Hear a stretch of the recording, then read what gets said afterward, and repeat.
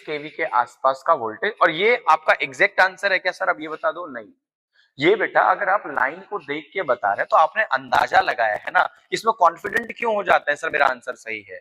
तो ये तुक्का ही तो मारा है सर आपने कि ये 11 ये 11 ये 11, ये तुक्के ही तो हैं आपके।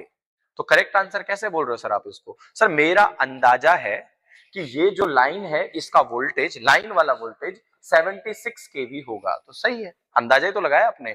जब रियलिटी में देखने जाओगे तो हो सकता है कि आपका 90 केवी की लाइन निकले। यहां तक तो बच्चे बड़े अच्छे से आंसर करते हैं कि सर वोल्टेज के लिए हमने सारी पिन को काउंट करा, 11 से मल्टीप्लाई करा, हमारा फेज वोल्टेज निकलता है, उसको √3 से मल्टीप्लाई करते हैं तो लाइन वोल्टेज की अप्रोक्सीमेट वैल्यू निकलती है। बहुत बढ़िया बात है, ऐसा ही होता है। लेकिन सर अगर कोई मेरे से बोले कि ये जो लाइन है ये लाइन कितना पावर कैरी कर रही है, तो अब बच्चा यहाँ पर गड़बड़ कर जाता है। सर पावर कैसे बता सकते हैं यार? तो पावर बताने के लिए एक चैप्टर है, उसके अंदर आप पढ़ते हैं SIL। फुल फॉर्म बताओ सर इसकी, सर्ज इंपेडेंस लोडिंग। तो इस चैप्टर में दिखाएंगे आपको हम लोग कि सर्ज इंपेडेंस लोडिंग वाले चैप्टर में जो सर्ज इंपेडेंस आता है ओवरहेड ट्रांसमिशन लाइन का, वो लगभग 400 से 500, 300 से 500 के बीच आता है। हम लोग 400 मान लेते हैं।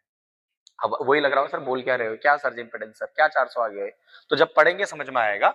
अभी ये मान लो कि सर्ज इंपेडेंस 400 होता है, ठीक है सर। सर्ज इंपेडेंस 400 है, कोई बोलेगा पावर कितना कैरी कर रहा है, तो पावर का फॉर्मूला होता है वोल्टेज का स्क्वायर अपॉन रेजिस्टेंस, या वोल्टेज का स्क्वायर अपॉन सर्ज इंपेडेंस। तो वोल्टेज कितना था, 76 के का स्क्वायर अपॉन, अपॉन कितना बेटा, 400।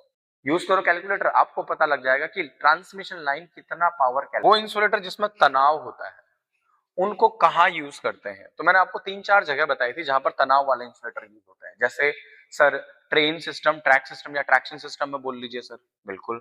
इसके अलावा रिवर क्रॉसिंग में भी यूज होता है, बिल्कुल सर।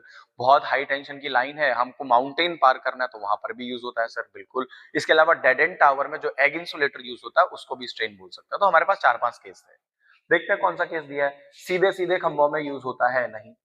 सब स्टेशन में यूज होता है, नहीं। डेड एंड्स में यूज होता है, बिल्कुल सही बात है। क्रॉस आर्म से यूज होता है, नहीं। तो dead and is the correct option.